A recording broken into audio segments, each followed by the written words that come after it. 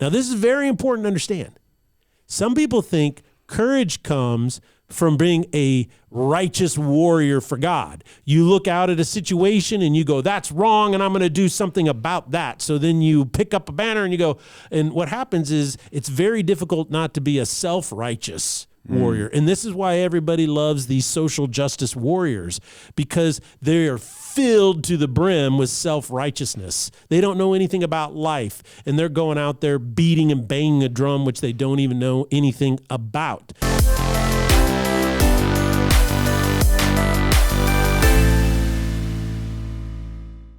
Ladies and gentlemen, welcome to the Salty Pastor Podcast, a podcast dedicated to helping you learn and grow in your faith.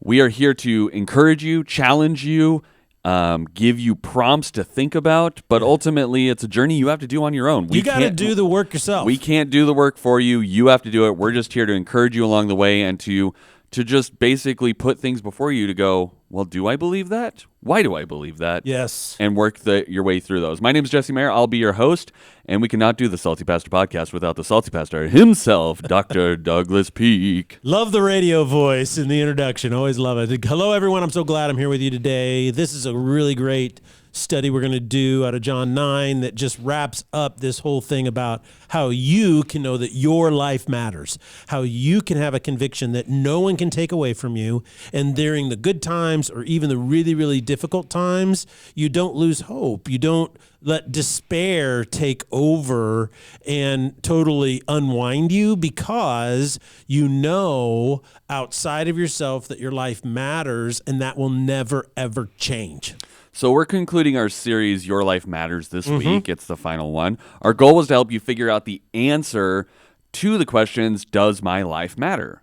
And this is a question you must answer for yourself. We hope that we gave you the tools, the knowledge, the wisdom to answer this question for yourself. But Salty Pastor, how are we going to wrap up this series? Well, we've been talking about your origin story, that you get to choose what to believe. And it's that choice of your origin story that makes all the difference in whether you can answer that question for yourself. So you have to work through that. And I've been trying to get you to do that all on your own. And my end goal is that now, after this week's podcast and this week's message on Sunday, you'll be able to write your own origin story. So you'll take the origin story that God has for all human beings, and then take the origin story of how you met God and how Jesus Christ has redeemed you. And that in and of itself is the most significant step that you can take for your own faith to answer the question for yourself, my life matters, no matter what. So once you figure that out, write it out, then your life from that moment forward, I believe, is never going to be the same. And so we're going to dig into John chapter 9, and we're going to look at a story where Jesus heals a blind man. And you see in the actual story, you see that he lives in a culture of fear. But then because of what Jesus did, he, right on the spot, flips a switch and then suddenly becomes very courageous. And that is what happens to us when we understand our own origin story and how it is woven in to what God's origin story for all humanity is when we meet Jesus Christ. So I think you ought to read it, then I'll commentate it, and we're going to just blast through this thing and learn a lot of great stuff. I love it. So we're going to start John chapter 9, verse 1, and it says, "As he went along, he saw a man blind from birth. His disciples asked him, 'Rabbi, who sinned, this man or his parents, that he was born blind?' 'Neither this man nor his parents sinned,' said Jesus, 'but this happened so that the works of God might be displayed in him. As long as it is day, we must do the works of him who sent me. Night is coming when no one can work. While I am in the world, I am the light of the world.'" Yeah, this is a great place to stop, because notice what he's saying is the whole question begins with origin, the origin story. Is he blind because he's paying for his parents' sin? So you see, they had an origin story about how sin works, right? And Jesus says, well, that's not it. And they're asking the question, why is there evil in the world? Now, if you want to know that your life matters, you have to answer this question for yourself. You have to say, this is why evil exists. And this is why it touches my life. This is how it impacts me. It touches the lives of the people around me and how it impacts them. And then how does it impact my community, my state, my country, and the whole world? And so it's very important to understand, where does evil come from and how does it impact me? Because if you can't answer that question, then you'll never have clarity on whether your life matters or not, because you'll feel like a ping pong ball or a little, what is the old game, the pinball that bounced all over the place. You'll just feel like that's what's happening. You're a kernel of corn in one of those hot poppers, just getting blasted all over the place by the world. So he says, look, you have to answer that question. And then he says, this opportunity, Jesus says, exists so that I can show you how God works. So the origin story that you believe is critical, because that's the only way you can understand how God actually works. And so that's really important as we move forward. So let me continue on and look at verses 6 on. So we say, after that, after saying this, he spit on the ground, made some mud with the saliva, and he put it on the man's eyes. He said, go and wash in the pool of Siloam. Siloam. This word means sent. So the man went and washed and came home seeing. Oh, that's funny, yeah, when you have to start pronouncing all of these words. They don't add any really nice pronunciation guides for these words in the Bible, unless you get the, what is it? You got to get the big, thick Bibles, right, that have all of the specialty pronunciation guides. Yeah, and it is kind of funny, you know. You say Siloam, I say Siloam. Siloam. It's just kind of funny that way. But look, here's what's really interesting is he says, go and wash in the pool of Siloam, because it means sent. You know, the pool means sent. And one of the things about the pool of Siloam is that there was this belief about it had healing powers, you know, if you followed a certain process. And what we see is that Jesus heals the man's sight. Okay, now what's fascinating is he does something. He spits on the ground and he makes mud out of it, and then he puts it on the man's eyes.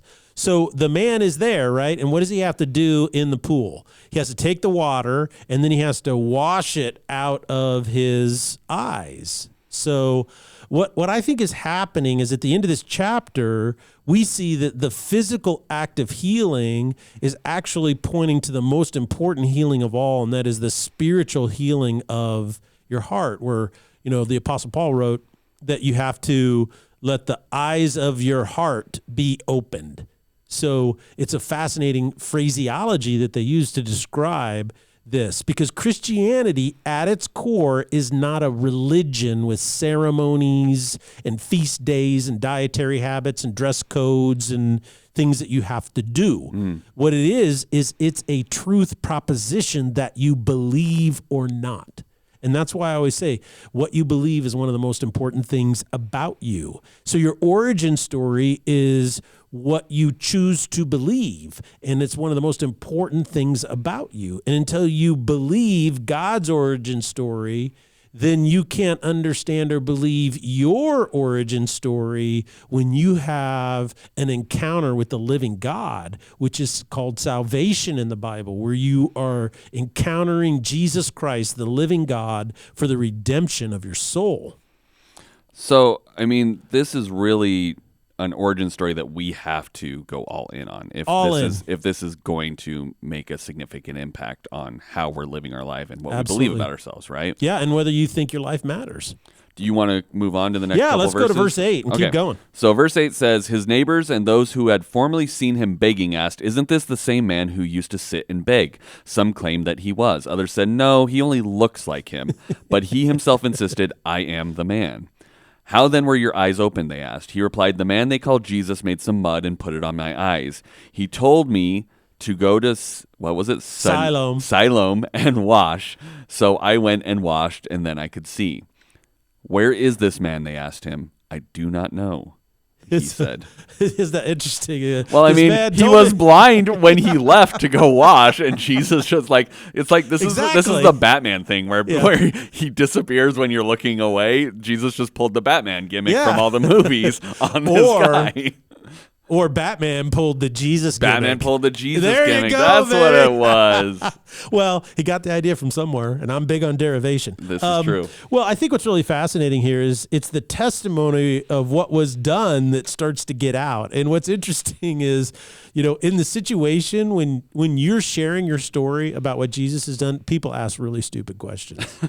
I mean, just that you need to expect that. It's like, so how were your eyes open? Well, this guy put mud. He told me to go, and then I could see after I washed my eyes. Oh, well, where is he? I don't know. I couldn't see. Let's keep going. Verse 13. Okay. So verse 13, they brought to the Pharisees the man who had been blind. Now the day on which Jesus had made the mud and opened the man's eyes was a Sabbath. Therefore the Pharisees also asked him how he had received his sight. He put mud on my eyes, the man replied, and I washed, and now I see. Some of the Pharisees said, "This man is not from God, for he does not keep the Sabbath." But others said, "How can a sinner perform such signs?" So they were divided. Then they turned again to the blind man. "What have you to say about him? It was your eyes he opened." The man replied, "He is a prophet." Okay, what's really fascinating here is there's a man who was blind and now he sees. That's a pretty big phenomena in that time, right? I mean, even today, to have someone that spent their whole life begging and they're blind and suddenly it's like, well, I can see now. And you're like, wow, you got an eye transplant at work. That's a modern day miracle. We still use the phrase modern day miracle, Yeah. even if it's related to something science or medically. Exactly. Think 2,000 years ago where that was just shock. And what are the Pharisees most concerned about? He made mud on a Sabbath. Right. They're very tied up in that legalistic approach that Exactly. They're so legalistic about it. And so what happens is later on in the next chunk of verses, we find out that everyone is afraid of saying that Jesus is the Messiah. So the blind man who can now see says, well, he's a prophet. And I think what's interesting about here is that the people investigating, the people who are pulling him out and calling him out, can't see the miracle of what has happened, and yet they are focusing on that legalistic violation. And I think what's happening is that when you write your own origin story, when you believe the truth proposition of Christianity, and then you see your own life and you write your own origin story, what you have to realize there is a spirit of fear against what God is going to do in your life. And today it's being propagated in America. I think one of the most interesting things about Christianity is it's the only minority that sometimes thinks it's a majority. And that is, what people don't realize is that Christians, particularly devoted Christians, are about 1 out of 4 in the entire nation of America. Now, that doesn't mean they can't have a lot of influence, but I just think it's so fascinating because the media and all these other people are like, well, we're a Christian nation and we believe in this and that. Well, that's not true. We're a secularized nation, even though our founding documents were founded and derived from Christianity. What has happened today, particularly since the 40s, has been a massive move away from the original documents and what America was founded on. And there's a spirit of fear and control that's trying to stop any sense or influence of Christianity today.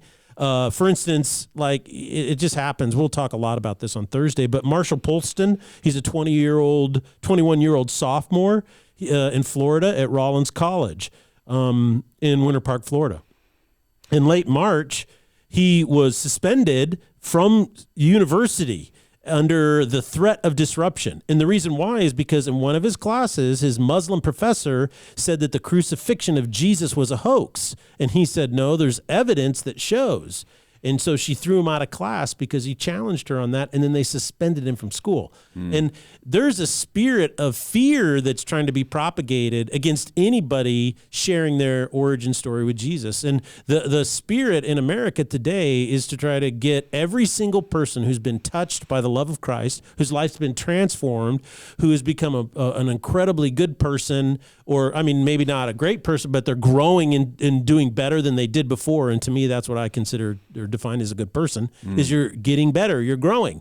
That you don't compare yourself to anybody else, you compare yourself to who you were yesterday. Right. And you're growing. And so we've got Jesus Christ comes in, touches lives, and wherever he touches lives, there's not a place where you see authentic conversion experiences in their relationship with Jesus, where those individuals and all of the people around them, whether it's their family or community, were positively influenced by that. And so, but in our society, we're trying to get people to create such fear in Christians that they are fearful of speaking out, even sharing the most censored people today in America and in business, and I will prove all this with facts on Thursday, are Christians, authentic Christians today. So there's a lot of people out there who are doing something, and that is that they're saying, well, there is no Christian persecution in America. There is no suppression of this. There is no that. You're just making that up. You're just thinking that, blah, blah, blah.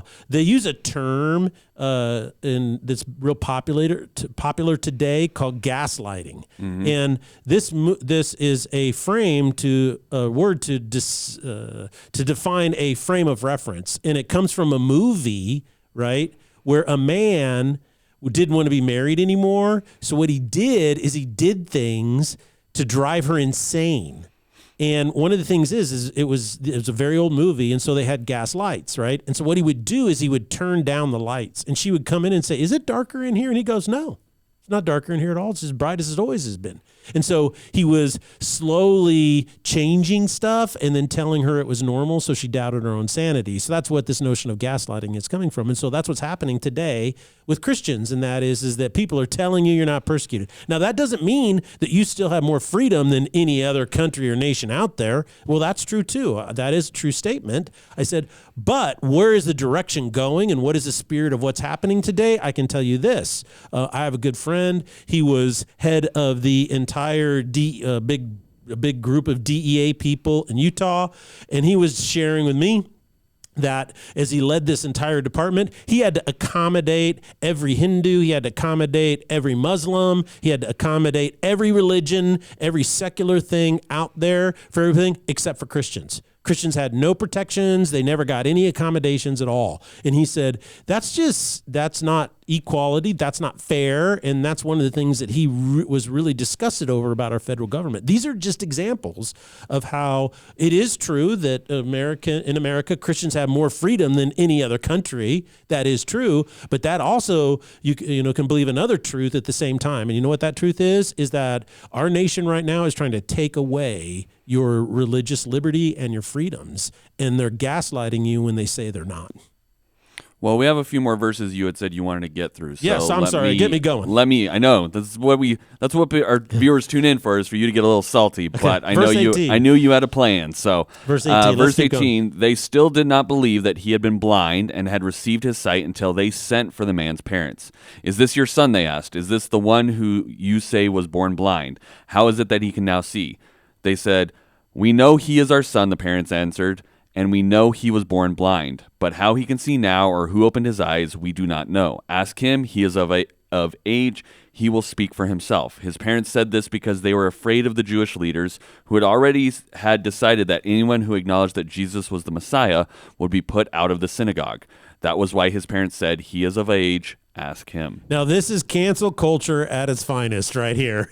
This is where it came from. Prime time cancel. Crime time cancel culture. And this is what is really important to understand, is that the synagogue is not the church like today. Okay? The synagogue was the center of all community life in Israel and in this Jewish in all Judaism. So what was happening is you would go to the synagogue, and that's where your kids would get educated. You go to the synagogue, and that's where you would make business deals, right? And people would say, okay, you guys actually have a contractual business deal. They didn't have paper with lawyers like where you'd sign. It was different. You had to have witnesses. You'd hear it. You'd shake on it. You'd go through a process, and you had a binding contract, right? Mm-hmm. And so you do that at the synagogue. So it was a place of legal business. It was a place of educational business. It was a place of social business where parties and receptions and weddings and funerals and all that took place. And what they're basically saying is that we're going to excommunicate you from all community interaction by saying you can't come to the synagogue. I mean, it was a heavy-handed thing. It was basically going to social prison.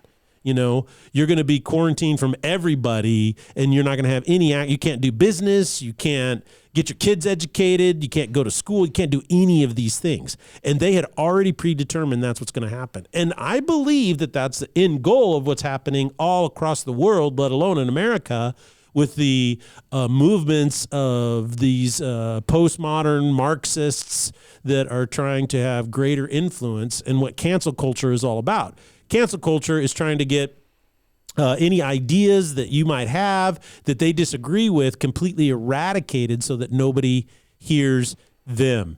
And even in humorous or parody form, just this week, the Babylon Bee, which is a parody site. I mean, they just pump out stuff that makes jokes about everything. They skewer pastors, they skewer religious leaders, worship leaders, they skewer Christians, they skewer the government, they skewer, you name it, they poke fun at you in every way, shape. Nobody is safe from the bee. From the bee. And that's one of the things that's so awesome and funny about them. And some of the stuff they come up with is just hilarious. And something that just happened just recently is that there was a magazine and an organization that took a man. He's been a man his entire life until he was about 50 years old. And then he said, I'm a woman. And he was the assistant health department leader in Pennsylvania. And then when Biden got elected, he appointed him as an assistant. So he had to go through a confirmation process in the health department. And so what happened is there was an organization that labeled him Woman of the Year, called him the Woman of the Year. And so the Babylon Bee just said, the Man of the Year award goes to this guy. And so they were banned for that as hateful speech. And so I think this is really important to understand how cancel culture works, and that is it's been around for a very, very long time, and it's designed to get you fearful of ever sharing your origin story about what Jesus Christ has done in your life. Well, let's read on through our verses. We are on verse 24. It says, "A second time they summoned the man who had been blind. 'Give glory to God by telling the truth,' they said. 'We know this man is a sinner,' he replied. 'Whether he is a sinner or not, I do not know. One thing I do know, I was blind, but now I see.'" You can't argue with a testimony that says, I was blind and now I see. Right? Yeah. And he's just simply saying, look, he goes, I don't know. You're accusing me now. Now, here's where I think it's really important to see. What they're doing is they're saying Jesus doesn't honor the Sabbath, okay? So that was given to us by Moses and the Ten Commandments. It's the bedrock of all Judaism. They say he's a sinner because he's done this, and he can't do. So they're attacking Jesus, and what he says is that, look, I don't know. I was blind, and now I see, in a physical sense. Right. But something happens to this guy spiritually. Read the next verses. So he says, "Then they asked him, 'What did he do to you? How did he open your eyes?' He answered, 'I have told you already, and you did not listen.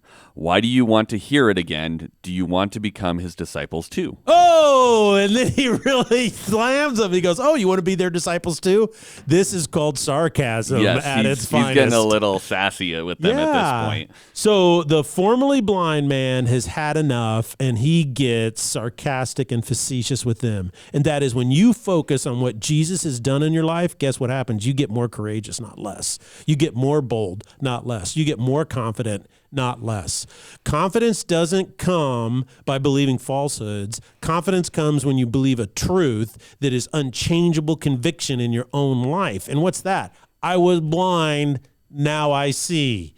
I don't know what you guys are talking about, but I was blind, now I see. And that's where this incredible courage comes from, because what did they just say in the verses prior to that? Up there it says, verse 22, the Pharisees had decided, we're going to put anybody out of the synagogue. We're going to excommunicate you from all life and treat you as a pariah in our society and our culture if you say that Jesus is the Messiah.